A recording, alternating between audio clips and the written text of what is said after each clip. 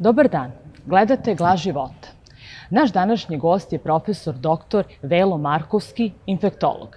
Čovek koji je izazvao velike reakcije svojim znanjem i argumentovanom pričom od kada je počela ova pandemija.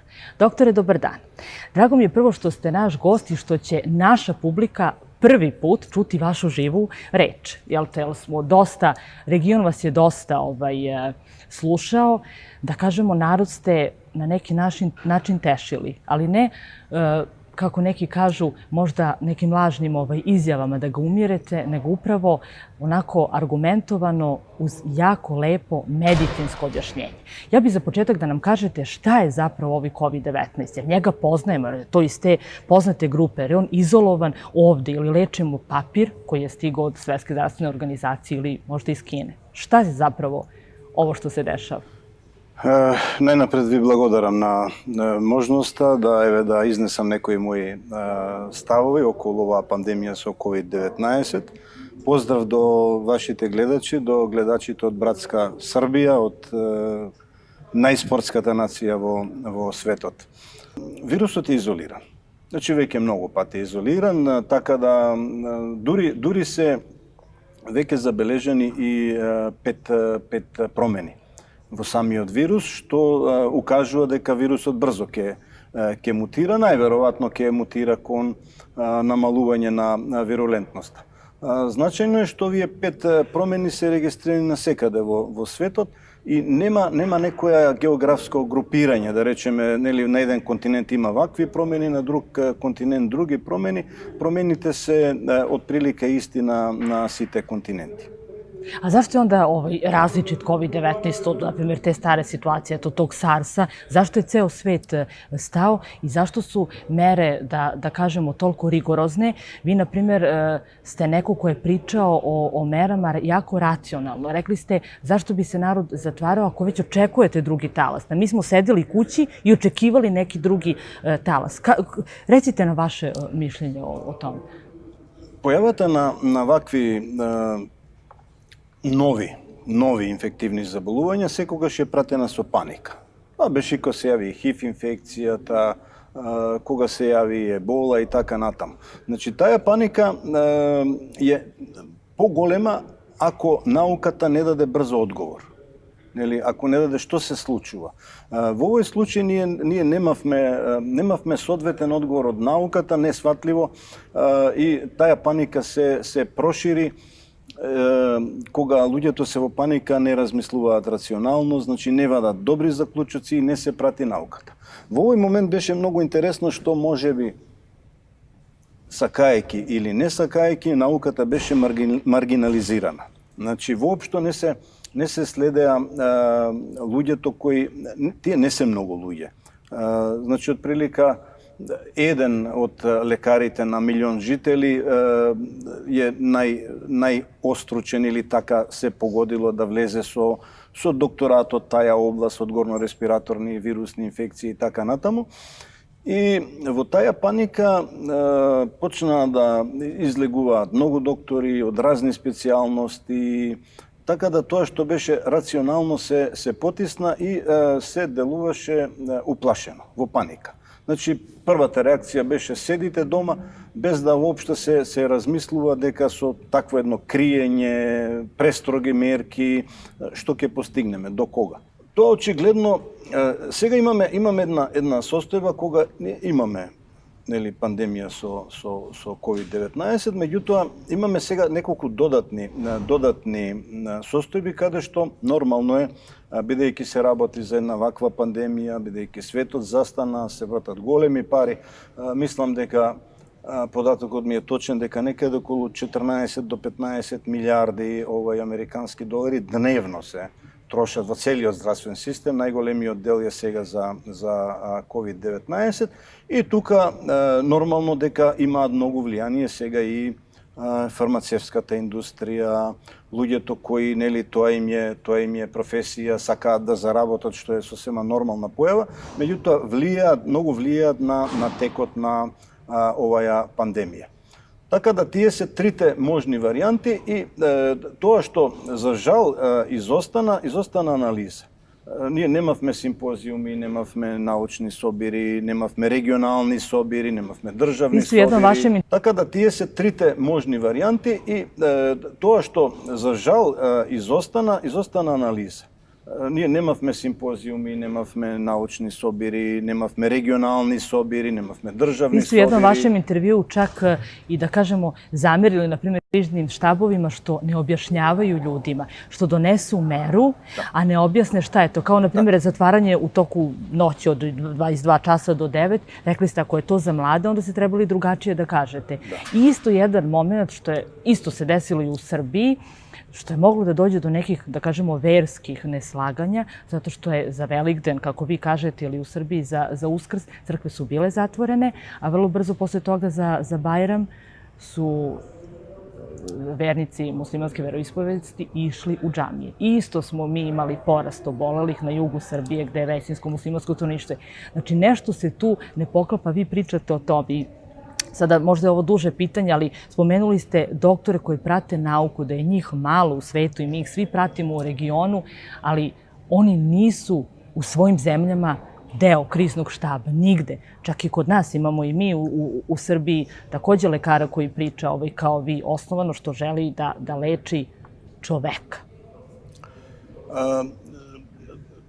Да, јас го приметив дека во најголем, не знам како е во Србија, меѓутоа во многу е во Франција, во демократски држави што важат за многу демократски држави, во Германија, и они немаат многу луѓе, тие луѓе што имаат искуства, нели, што можат да помогнат, всушност не се директно вклучени, тоа е голем парадокс, јас не можам да го објаснам зошто, например, некој што знае, не се искористи неговото знаење, или пак барем да званично некако се на некој научна конференција, симпозиум се соберат тие мислења, па тој што одлучува да донесе одлука.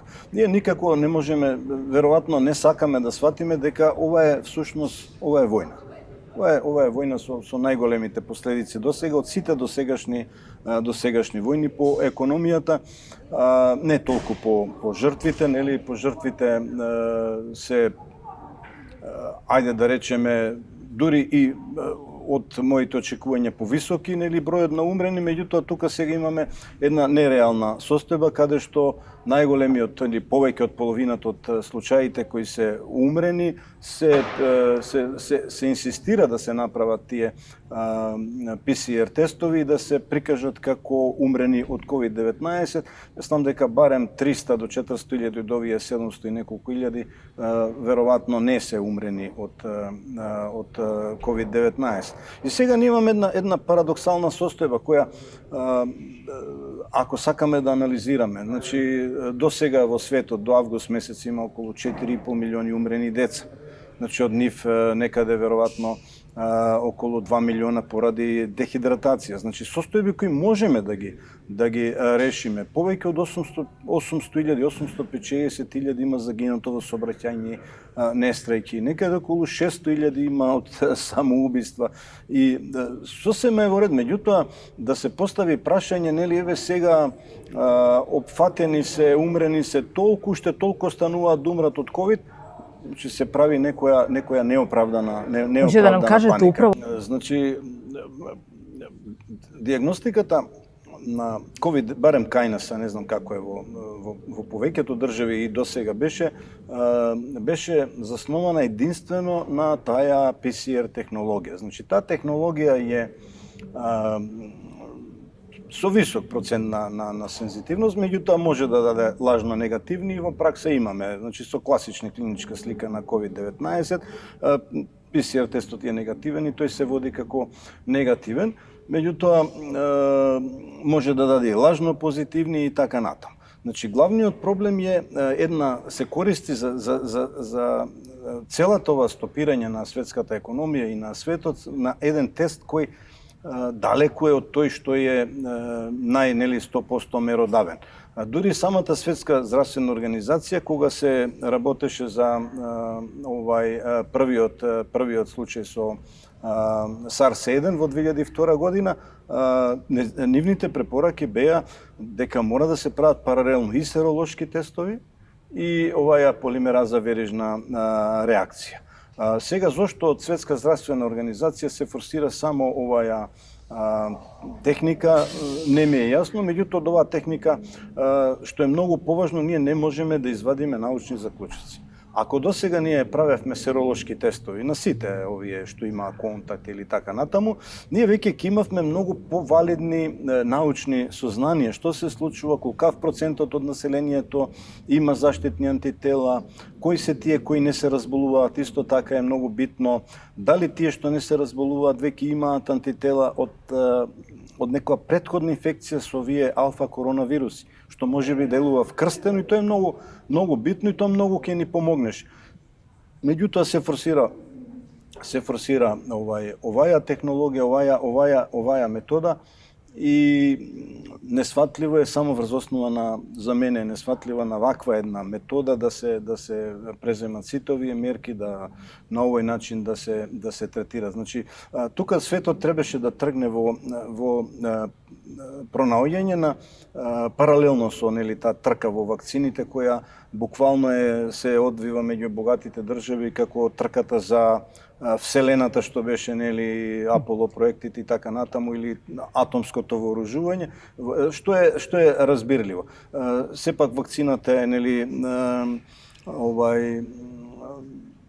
не е лек, е биолошка материја и никој не сака од богатите држави сака да има свој производ, а да не прима производ од други држави, затоа што многу е тешко да се исконтролира во вакцината, дури и неможно, дали тоа што го пишува производителот, дали навистина го има.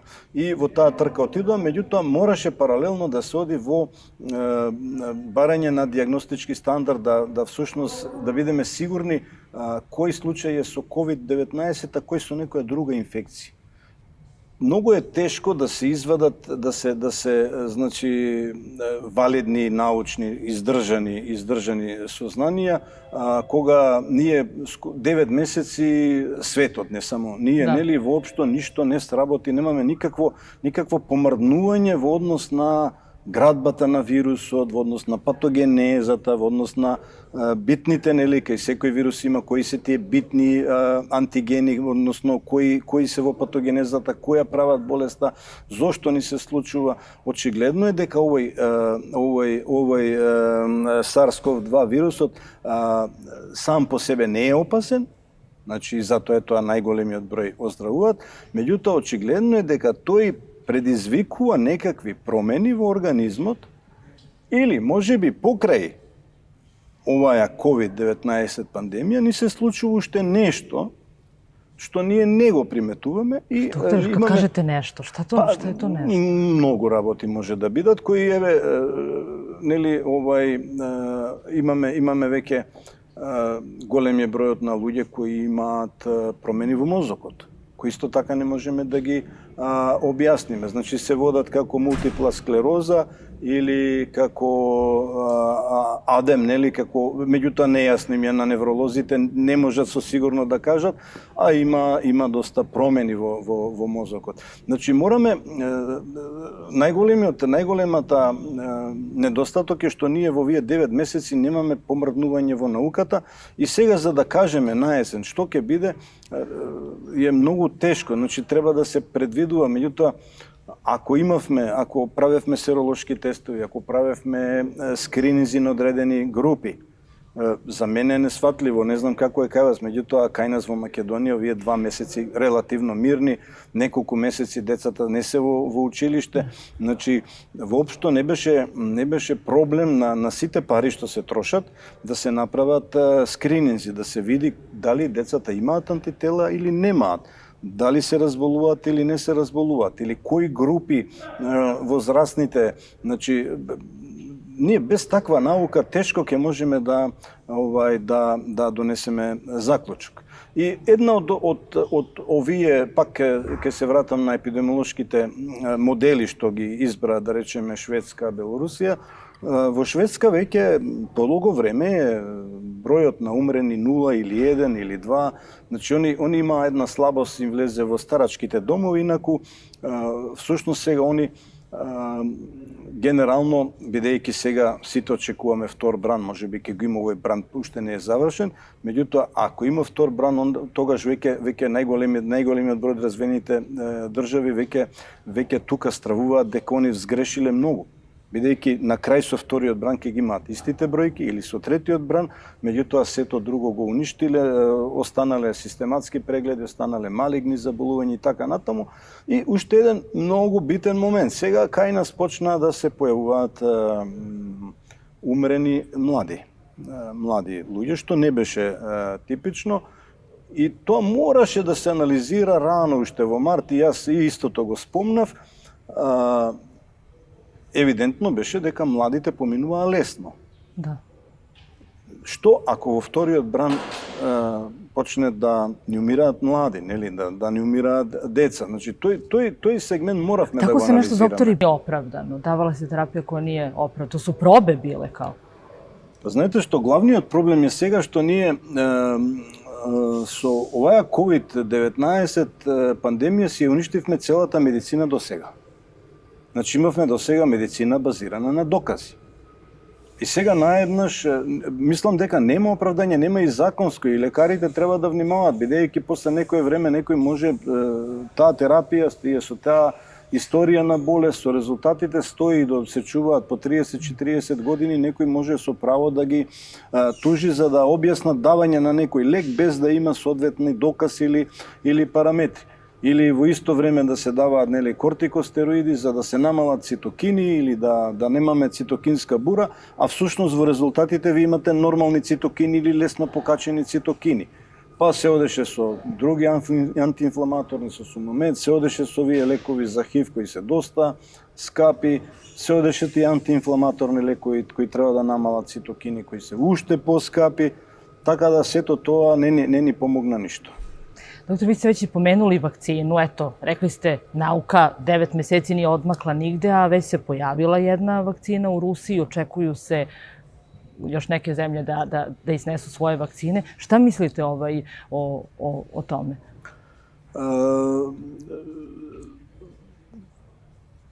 Русија има богато искуство со производство на добри вакцини. Они имаат добра наука, инфектологијата, јас неколку пати спомнав дека во источниот блок е многу поразвиена. И е за поздравување нивниот напори и производството на вакцина. И дефинитивно, веројатно и западните држави ќе извадат своји вакцини, бидејќи реков, за мене стратешки е погрешно што се одеше да се бара вакцина. Pa ne, ali ako ne znamo ništa, ne znamo dosta o... Значи, вакцината не е решение. Значи, стратешки беше многу поважно да одиме на диагностика, да знаеме сигурно дали е COVID, да одиме на пронаоѓање на патогенеза, да одиме на изолација на битните протеини на вирусот, за да, бидејќи без добра диагноза, вие не можете да имате терапија. Сега, вакцината не е решение. Зошто не е решение? Колку год да се овие вакцини добри. Еве да речеме идеално, најдобри. Да. Најдобри се. Значи, немаат несакани ефекти, иако несаканите ефекти се гледаат во моментот, нели, алергиски реакции, болки и така натаму, некои бурни реакции, тие кај вакцините не ни се битни. Битни се доцните несакани ефекти, кои настануваат после неколку години, тие сега не можеме да ги видиме. Второ, многу битен момент е, треба да видиме колку долго овие вакцини, првим да видиме кои антитела. Ние имаме 20% од овие студии што се на трудови, каде што кажуваат дека позитивни со ПСР технологија, они немаат антитела. Имаат класична клиничка слика. Значи, ако природната инфекција не создала антитела, прашање се вакцината колку ќе создава антитела. Понатаму, на ваква една блага горно-респираторна инфекција, по природната инфекција не дава долго заштитни антитела. Така да, веројатно и вакцината нема да дава долго. Меѓутоа, ние сега, за оваја есен, значи таа паника на луѓето, еве готово ќе се најде вакцина, ќе се вакцинираме и ќе заврши се. Тоа е сосема нереално. Значи, оваја вакцина мора на тие контролни групи, клинички испитувања да се види колку долго ќе имаат заштитни антитела. Znači, da je idealna, ona nije rešenje. A Ona da je li za- se ona za u следната епидемiji, сезона, da li se vakcine Да, тоа даю е епидемија? третиот проблем. Значи, ова е вториот проблем. Оваа вакцина би требало да се спрема за до година, да се види, нели, барем 6 до 7 месеци до 9 како грипот да дава заштитни антитела, па да биде оправдано вакцинирањето на луѓето. Другиот проблем е што кога имаме во тек на епидемија или пандемија, ако сакаме да вакцинираме, тогаш мора да ги издвоиме луѓето кои веќе имале контакт, кои имаат антитела. Тоа не е тешко, меѓутоа е цел процес. Значи, секој што треба да прими вакцина предходно мора да направи серолошки тест. Ако тој со серолошкиот тест има антитела, тогаш нема потреба да даваме вакцина, бидејќи тој природно стекнал антитела. Значи, опет морamo da radimo ono što ste vi rekli da je trebalo od правиме početka. цело време, да. А ако пак без да правиме серолошки тестови даваме вакцини, тоа може да биде многу опасно. Можам да објаснам зошто. Значи, ако човек прележал природна инфекција и кога тој по природен пат ќе дојде во допир со друг вирус, нели, и ако прележал, он повторно доаѓа во допир со вирусот, меѓутоа он има антитела во крвта, IgA антитела, и меѓутоа има и во секретите, така наречени секреторни IgA антитела, и тие веднаш ги неутрализираат тие вируси и човекот воопшто не доаѓа до инфекција кај него, тој што прележал, нели, по природен пат. Сега, ако тој што има вакви моќни антитела, му дадете парентерално со инекција антигени, значи огромен број на вируси, нели, тие се носители, не знам како год да е, вирусот треба да биде внесен за да предизвика создавање на антитела. Меѓутоа, тој организам има антитела.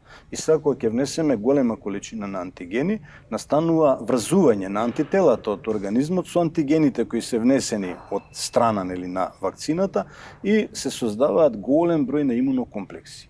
Тие имунокомплекси треба да се ослободат најчесто преку бубрезите, меѓутоа, бидејќи е многу голем тој број на имунокомплекси, тие имунокомплекси можат да оштетат бубрези, можат да оштетат миокард, можат да оштетат хематоенцефална бариера, па да настанат енцефалити, енцефалопати и така натаму. Значи, давање на вакцина на човек кој веќе прележал инфекција непосредно пред неколку месеци е опасно. И затоа викам, вакцината, дури да е идеална, не е решение во овој момент. Plašite COVID-19, jeste zabrinuti za sebe, za svoj život, jeste zabrinuti za svoje bližnje? Pošto eto, kad je to panika, baš vas zapitam, da li se vi plašite smrti od COVID-19? Не. Ne. Не. A ja bi onda... Значи, само еднаш малку бев, кога бев на тоа прво гостување, нели, на Алфа телевизија, кога видов колку луѓето околу мене вистински се исплашени, јас се прашав, па добро, ако сите се, нели, тоа на масовна психологија, ако сите се плашат, нели, треба ја да се плашам. Знаете што? Споменавме колку луѓе многу умираат од други заболувања. Значи, во инфектологијата ние имаме многу поопасни бактерии од COVID-19, со кои секојдневно се среќаваме. Значи, милиарди. Сега, додека разговарам, има милиарди микроорганизми. Нашиот имунолошки систем е идеално создаден да се бори со тие микроорганизми. Така да, стравот, бидејќи премногу сме имале контакти со такви болни, дури јас го кажувам што веројатно не е добро, меѓутоа ние имавме неколку пати кога работев во интензивна нега на инфективна клиника, имавме хеморагични трески и ние одевме само со една хируршка маска и со тие хартиени мантили за една употреба и никој од персоналот не се разболе. Значи не одевме со скафандери и со така натаму. Така да мислам дека треба да се внимава секако, да не се провоцира судбината, меѓутоа можно е, нели, да се разболиме од многу поопасни бактерии и поопасни вируси.